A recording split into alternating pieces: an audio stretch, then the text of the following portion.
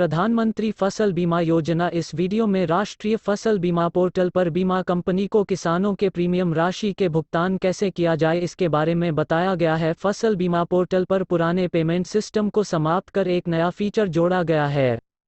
पुराने तरीके के अंतर्गत बैंक किसानों के खातों से प्रीमियम राशि काटकर नेफ्ट या आग्स के माध्यम से संबंधित बीमा कंपनी के अकाउंट में भेज देते थे। नेफ्ट या आग्स राशि भेजने पर जो यूटीआर नंबर प्राप्त होता था उसे ब्रांच एडमिन या ब्रांच मैनेजर की लॉगिन आईडी से यूटीआर लिस्ट ऑप्शन में जाकर यूटीआर ऐड करते थे। इसके बाद एंट्रीज करके उनको यूटीआर से अटैच करते थे। पुराने सिस्टम में कई खामियां थी जिसे कारण इसमें कुछ बदलाव किया गया। जैसा कि आपको पता होगा, यह यूटीआर ऐड करते वक्त बैंक द्वारा गलत यूटीआर नंबर डाल दिया जाना या उसका अमाउंट गलत होने से रेकन्सिलिएशन में बीमा कंपनी को काफी दिक्कतों का सामना करना पड़ता है और मौसम के अंतर्गत कितना बसीनस आया इसका अनुमान लगाना मुश्किल होता था। ऐसा भी पाया गया जहां बैंकों द्वारा डमी यूटीआर अटैच करते थे। इन सभी खामियों को दूर करने के लिए प्रीमियम भुगतान के नए मॉड्यूल को एनसिप पोर्टल पर जोड़ा गया है। नए पेमेंट सिस्टम अंतर्गत एनसिप पोर्टल पर पेमेंट गेटवे पेगव के द्वारा भुगतान कर सकते हैं। अन्य कोई भी माध्यम से पेमेंट स्वीकार्य नहीं होगा। इस पेमेंट सिस्टम को 30 जून 2020 से एनसिप पोर्टल पर लाइव कर दिया गया है और खरीफ मौसम 2020 से इसी माध्यम से कृषकों के प्रीमियम का भुगतान होना है।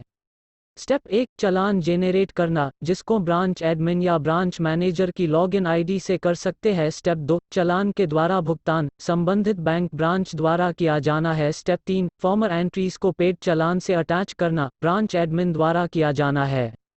सबसे पहले आप चालान जेनरेट करेंगे, उस चालान के द्वारा कृषक प्रीमियम का भुगतान करेंगे। प्रीमियम पेमेंट होने पर प्रीमियम राशि वॉलेट में दिखने लगेगी। बैंक ब्रांच द्वारा कृषकों की एंट्री एनसिप पोर्टल पर करना है। कृषकों की एंट्री को वॉलेट राशि से अटैच करना है।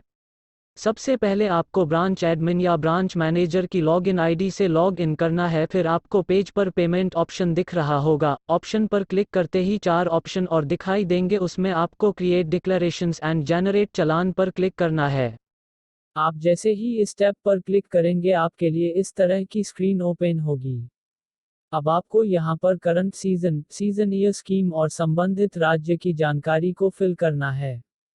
इसके बाद जिले के नाम को ड्रॉप डाउन मेनू से सेलेक्ट करें। यहाँ पर जिले को सेलेक्ट करते वक्त ध्यान रखें कि यहाँ पर उस जिले का नाम सेलेक्ट करना है जहाँ पर किसान की जमीन है, न कि किसान के आवासीय जिले का नाम। साथ ही सुनिश्चित कर ले कि ये जानकारी भरते वक्त किसानों की संपूर्ण जानकारी को एक्सेल शीट में तैयार कर रख लें, जिसका इस्तेमाल आप यहाँ करेंगे। ऐसा करने से गलती होने की संभावना कम रहेगी। जानकारी भरते ही किसान की प्रीमियम राशि ऑटो कैलकुलेट होकर स्क्रीन पर दिखने लगेगा। अगर किसी भी जिले में एक या उससे अधिक फसलें अधिसूचित हैं तो ऐड टू टेबल बटन पर क्लिक कर दूसरी फसल की जानकारी भर सकते हैं। जानकारी भरने के बाद स्क्रीन ऐसा दिखेगा।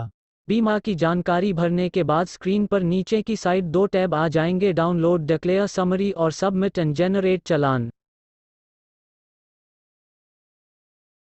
आपको submit and generate challan tab पर क्लिक करना है। क्लिक करते ही स्क्रीन पर दर्शाई गई स्क्रीन आएगी जिसमें आपसे चालान जनरेट करने के लिए कॉन्फर्मेशन मांगेगा। दूसरा, बैंकर्स को अगर चालान कुछ समय बाद में जनरेट करना है तो सेव डिटेल्स बटन पर क्लिक करेंगे। ऐसा करने से डिक्लेरेशन व्यू सेव डिक्लेरेशन अन जनरेट चालान के ऑप्शन में दिखने लगेगा। जनरेट चालान बटन पर क्लिक करने पर आपको पेमेंट गेटवे पर रीडायरेक्ट कर दिया जाएगा और स्क्रीन पर दर्शाई गई स्क्रीन आपको दिखने लगेगी। स्क्रीन पर आपको पेमेंट करने के लिए कई ऑप्शन दिखेंगे जैसे credit card, internet banking, NEF और कंज्यूमर फाइनेंस। ध्यान दें, यहाँ पर आपको सिर्फ नेफ्ट और आरटीजीएस ऑप्शन के द्वारा ही पेमेंट करना है और मेक पेमेंट बटन पर क्लिक कर देना है।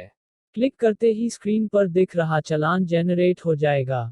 इस चालान में बेनिफिशियरी नेम नेफ्ट आरटीजीएस राशि, beneficiary account, no beneficiary IFSC and beneficiary bank की जानकारी रहेगी।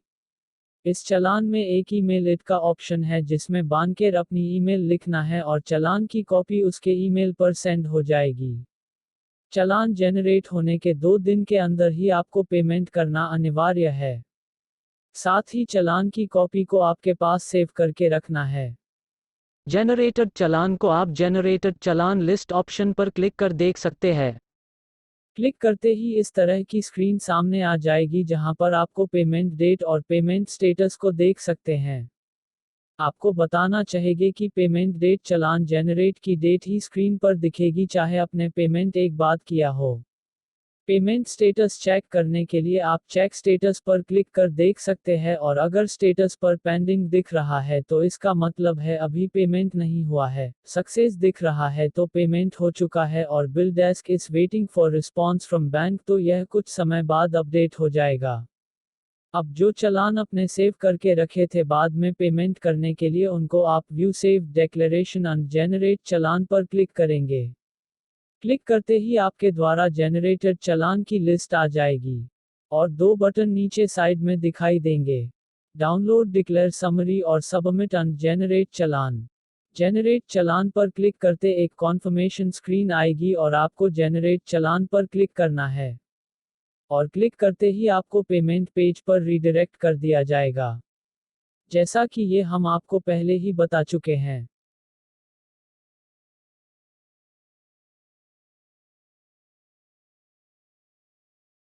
यहाँ पर आपको जो स्क्रीन दिख रही है इसमें दो ऑप्शन आ रहे हैं, व्यू डिटेल्स और डिलीट का। व्यू डिटेल्स पर क्लिक करने पर आपको एरिया सम इंश्योर्ड और फार्मर्स शेयर की डिटेल्स जो आपने फिल किया था दिखाई देगा। आप डिटेल्स को चेक कर लें, अगर सब सही है तो जनरेट चालान पर क्लिक कर पेमेंट कर दें और अगर कुछ गलती हो गई है तो इसे डिलीट बटन पर क्लिक कर डिलीट कर दें।